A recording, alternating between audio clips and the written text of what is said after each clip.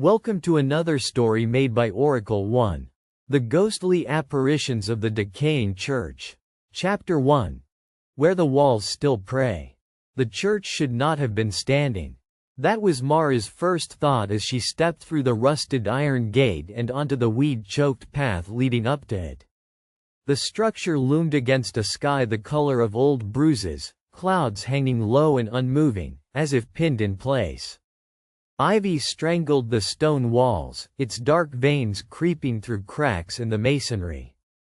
Several windows were shattered, their jagged edges catching what little light there was and bending it into warped reflections.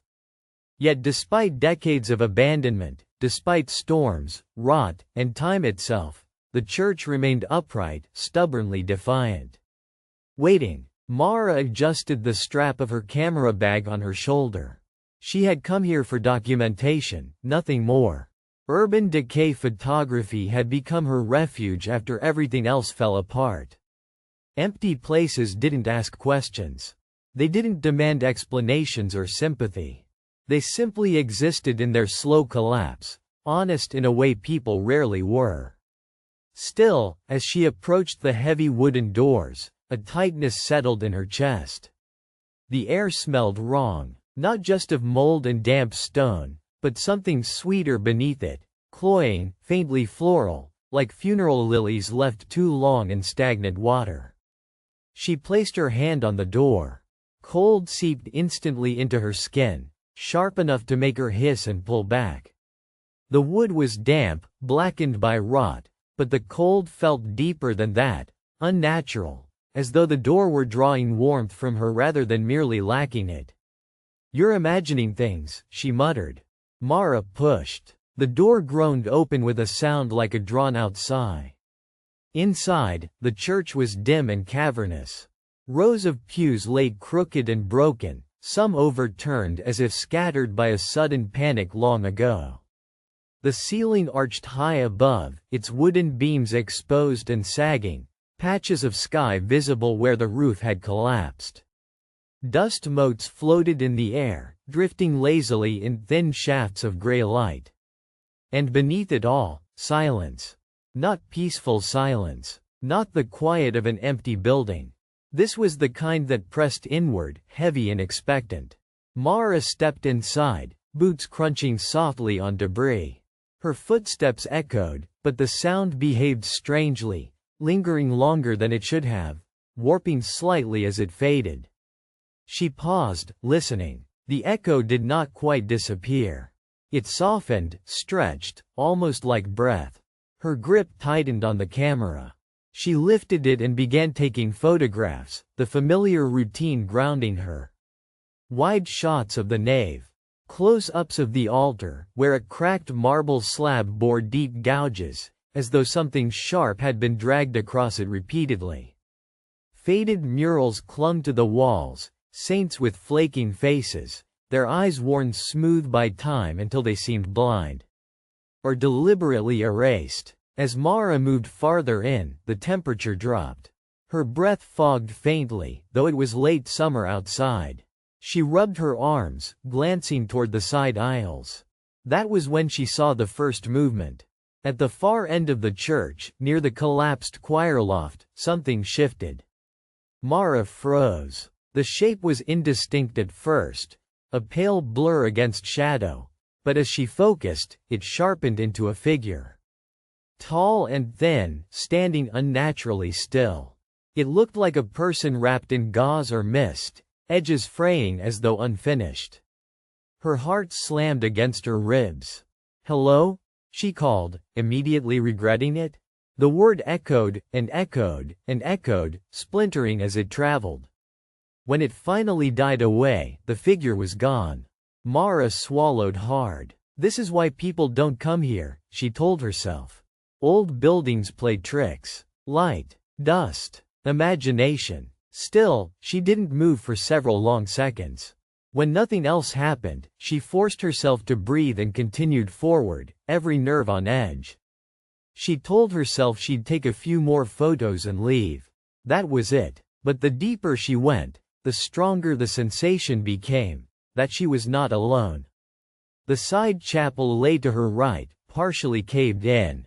Broken statues littered the floor, their faces shattered beyond recognition. One remained intact, a stone angel kneeling in prayer, wings folded, head bowed. Its eyes were gone. Smooth hollows stared sightlessly at the floor. Mara raised her camera, framing the angel in the lens. The shutter clicked. In that instant, the temperature plunged. The screen flickered, then stabilized. Mara frowned and looked down at the photo she'd just taken. The angel's head was lifted. Its eyeless face pointed directly at the camera. Mara staggered backward, nearly tripping over debris. She spun around, heart racing, flashlight sweeping the chapel. The statue was exactly as before, head bowed, eyes hollow, unmoving. "No," she whispered. "No, no, no." Her hands trembled as she scrolled through the images. The photo was still there. The angel, unmistakably altered. And behind it, half visible in the shadows, a row of figures stood along the chapel wall. They were translucent, gray-white, their forms wavering like smoke trapped in human shape. Men, women, children. Their mouths hung open in silent cries, eyes fixed on the altar as if still trapped in some eternal moment of terror or devotion. Mara dropped the camera. It hit the stone floor with a dull crack. When she looked up, the chapel was full. The apparitions lined the walls, packed shoulder to shoulder, overlapping, fading in and out like reflections on moving water. Some were kneeling. Others stood rigid, heads tilted at unnatural angles. One child clutched a ragged doll, its face melted and wrong. None of them moved, until they all turned toward her. The air filled with whispers. Not voices exactly, more like fragments of sound, layered and indistinct, brushing against her thoughts rather than her ears. Words formed at the edges of comprehension. "Stay. Pray. Remember." Mara screamed. She ran. Her footsteps thundered through the nave, echoes chasing her, multiplying, distorting. The church seemed longer now, the distance to the door stretching impossibly. The pews blurred past, shadows reaching out like grasping hands. The whispers followed her, louder now, closer. She burst through the doors and stumbled into the overgrown yard, collapsing to her knees in the dirt. The sky outside looked unchanged, the air warmer, heavier. Birds cried somewhere in the distance. Behind her, the church stood silent and still. No figures, no movement, just stone, rot, and ivy. Mara dragged herself to her feet, shaking. She did not look back again. She ran all the way to her car, hands slick with sweat as she fumbled the keys into the ignition. Only once she was driving, only once the church had vanished behind a bend in the road, did her breathing begin to slow. She laughed then, a brittle, hysterical sound. "I need sleep," she said aloud. "That's all." But as she drove, she became aware of something else. A faint sound beneath the hum of the engine.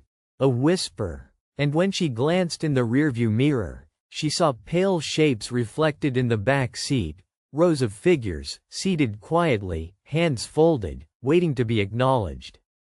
Mara screamed again. And far behind her, in the decaying church, the bells rang for the first time in decades. Chapter 2: The Congregation That Followed. Mara did not stop driving until the fuel light came on. The road blurred into a gray ribbon beneath the tires, trees on either side reduced to dark smears against the window. Her hands cramped around the steering wheel, knuckles white, shoulders locked. Every few seconds her eyes flicked to the rearview mirror. The back seat was empty. No pale figures. No folded hands. No hollow-eyed congregation. Still, the whispering lingered. It wasn't loud. It didn't come from any particular direction. It seemed to exist just behind her thoughts, threading itself through her breathing, brushing against memory rather than sound. "Remember." Mara slammed the brakes at a roadside pull-off, gravel spraying. She threw the car into park and twisted around, heart-hammering. Nothing. She laughed again, sharper this time, almost angry. You're losing it, she told herself. That place messed with your head. That's all. She leaned forward, resting her forehead against the steering wheel until the shaking subsided. When she finally looked up, dusk had fallen. The sky burned orange and purple behind the trees. Crickets chirped, blissfully indifferent. The whispering faded. Mara drove the rest of the way home in tense silence. Sleep did not come. Every time she closed her eyes, she saw the church, its long nave stretching into shadow, the angel lifting its head, the rows of figures lining the walls. She dreamed of pews filling one by one, of footsteps echoing behind her no matter how fast she ran. When morning arrived, gray and joyless, she felt no relief. Her apartment felt wrong, not overtly changed. Nothing moved, nothing broken, but the silence carried the same weight as the church's. Her footsteps echoed faintly as she crossed the living room. The air smelled faintly floral. Funeral lilies. Mara froze. She sniffed again, heart pounding. The smell was unmistakable. She hadn't brought anything back with her. No flowers. No debris. Just her camera bag, which now lay slumped against the wall where she'd dropped it the night before. Slowly, she approached it. The bag was cold to the touch. She unzipped it and pulled out the camera, hands trembling. The lens cap clattered to the floor. The screen flickered to life. The last photo she'd taken filled the display. Not the angel. Not the chapel. It was her car. The image showed the interior clearly, front seats, dashboard, steering wheel. And in the back seat, reflected faintly in the glass, rows of pale figures sat shoulder to shoulder. Their faces were clearer now. Their eyes were open. Mara dropped the camera as if it had burned her. It hit the floor, skidding across the hardwood. The screen cracked, but the image remained visible, fractured lines running through the ghostly congregation like a stained glass window. No, she whispered. This isn't happening. A soft sound answered her. Footsteps. They came from the hallway leading to the bedroom. Slow, measured, reverent. Mara backed toward the kitchen, pulse roaring in her ears. Who's there? She demanded, though terror made her voice thin. The footsteps stopped. A moment passed. Then a figure stepped into view. It was translucent, its edges shimmering like heat haze. The outline suggested a woman in a long dress, head bowed, hands clasped before her. Her face was indistinct, features smoothed away as if rubbed out by time. She did not look at Mara. Instead, she knelt, right there on the hallway floor, as though before an unseen altar. More figures followed. They emerged from walls, from doorways, from the air itself. Men in tattered suits, children clutching toys that bled shadow, elderly women with hollow eyes and slack mouths. They filled the apartment silently, arranging themselves with eerie purpose. They faced the same direction. The living room wall. Mara's breath came in short, panicked gasps. Get out, she pleaded. Please. I didn't mean to. The whispering swelled. This time, the words were clearer. You heard us. The wall rippled. Plaster cracked, spider webbing outward as if pressure were building from the other side. The air grew colder, frosting the windows. Mara screamed and bolted for the front door. It would not open. She yanked the handle again and again, sobbing now, until her arms burned. The whispering rose to a low chant, the rhythm sickeningly familiar. It was the same cadence she'd heard in the church. The wall behind her split open with a sound like tearing flesh. A doorway formed where there had been none. Beyond it lay the nave of the decaying church. Mara turned slowly, horror draining the strength from her legs. The apartment was gone, or folded away, replaced seamlessly by stone walls, broken pews, and drifting dust. The congregation rose as one. They turned toward her. Their faces were clearer now, eyes hollow, mouths open, expressions locked in agony and longing. Some bore wounds. Rope burns around necks, dark stains blooming across chests, limbs bent at impossible angles. Victims, congregants, offerings. "You're not real," Mara whispered. "You're not real." A figure stepped forward from the front row. It was a priest. His vestments hung in tatters, his face sunken and pale. His eyes were intact, and filled with terrible awareness. "We're echoes," he said, his voice layered with others. "Bound to the place where we were forgotten." Mara shook her head. "I didn't do this to you." "No," the priest agreed. "But you listened." The realization struck her like a blow. The church hadn't wanted her body. It wanted her attention. It wanted to be remembered. "What do you want from me?" she asked hoarsely. The priest smiled sadly. "A witness." The walls began to close in, the church compressing, pews sliding closer together. The whispering grew deafening, overlapping voices telling fragments of stories, sermons unfinished, confessions unheard, prayers cut short by fire, by collapse, by violence. Mara screamed, as memories not her own flooded her mind. She saw it then, the final service decades ago. A packed congregation, the roof collapsing during a storm. Stone and timber crushing bodies, trapping them in prayer positions, sealing them into the foundations. No rescue. No records. The church abandoned, the dead left unmarked. Forgotten. The pressure eased. The church stilled. Mara collapsed to her knees, sobbing. The priest knelt before her. "You will tell our story." "I will," she gasped.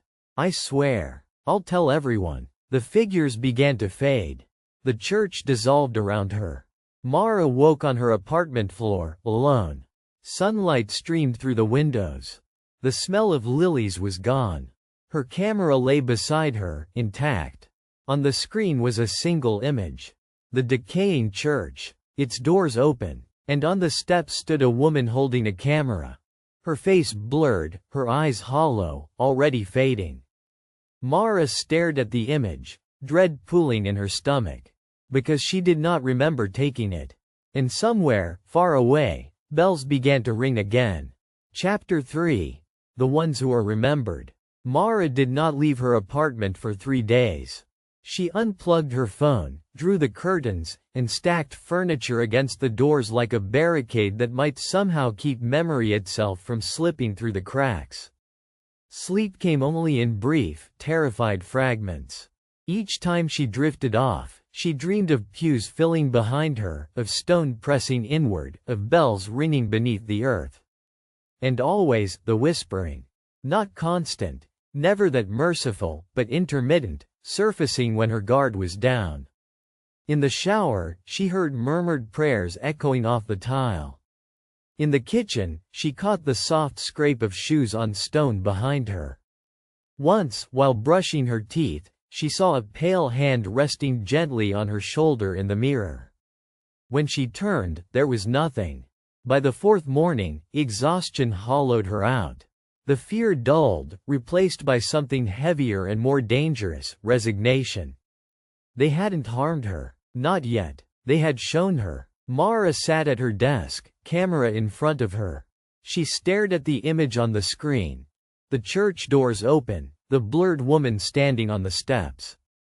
Herself, or something wearing her shape. "You want to be seen," she whispered. The whispering answered immediately, warmer now.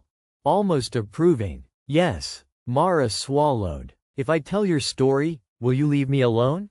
Silence stretched. Then, "You will not be alone." That was not reassurance. Still, she packed her camera bag. The road to the church felt shorter this time. The sky hung low and colorless, the air thick with impending rain. As Mara drove, the whispering guided her, gentle nudges, flashes of imagery when she hesitated at forks in the road. She did not fight it. Resistance had only made things worse before. When the iron gate came into view, rusted and vine-choked, her hands shook, but she did not stop. The church looked unchanged. Decaying, hollow, waiting. Mara stepped inside. The doors closed behind her without a sound. The nave was empty. No apparitions lined the walls. No whispers filled the air. Sunlight filtered weakly through broken windows, illuminating drifting dust. For a moment, hope flared in her chest. "Hello?" she called softly. Her voice echoed and settled. Too neatly. The altar stood at the far end, cracked and scarred. The stone angel knelt nearby, head bowed, eyeless, face serene. Mara approached slowly, heart pounding. "I came back," she said. "I'm here to tell it right." The temperature dropped. Figures began to emerge, not all at once, but gradually, like photographs developing. They filled the pews in silence, their forms more solid now, their features sharper. The priest stepped forward, his expression solemn. "You will record," he said. "And you will listen." Mara nodded. "I will." She raised her camera. As she worked, the church came alive.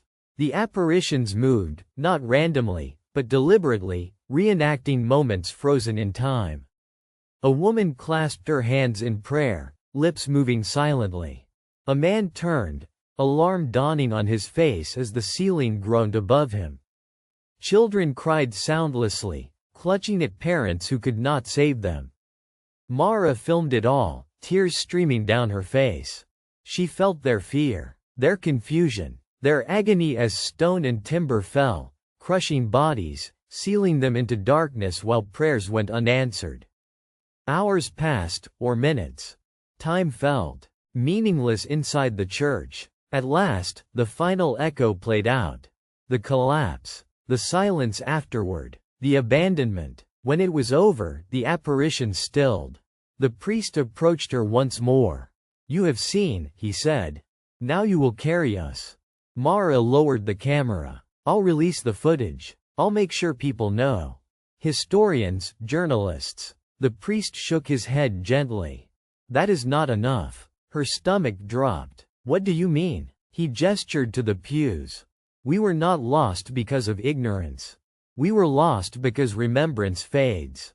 Understanding crept in, slow and terrible." "You don't want the story told once," Mara whispered. "You want continuity," the priest said. "Witnesses who do not die. Voices that do not stop." The walls began to change. Stone smoothed. Cracks sealed. The roof knitted itself whole. The church grew younger. "Wait," Mara said, backing away. "That wasn't the deal." "There was no deal," the priest replied kindly. "Only calling." The whispering rose, no longer frantic but reverent. Mara felt it again, the pull. Not violent. Persuasive. A sense of rightness. "You heard us," the voices murmured. "You came back. You belong where memory endures." The camera slipped from her hands and hit the stone floor. Mara screamed as the pressure wrapped around her, sinking into her bones, her thoughts. She felt herself stretching, thinning, becoming less solid.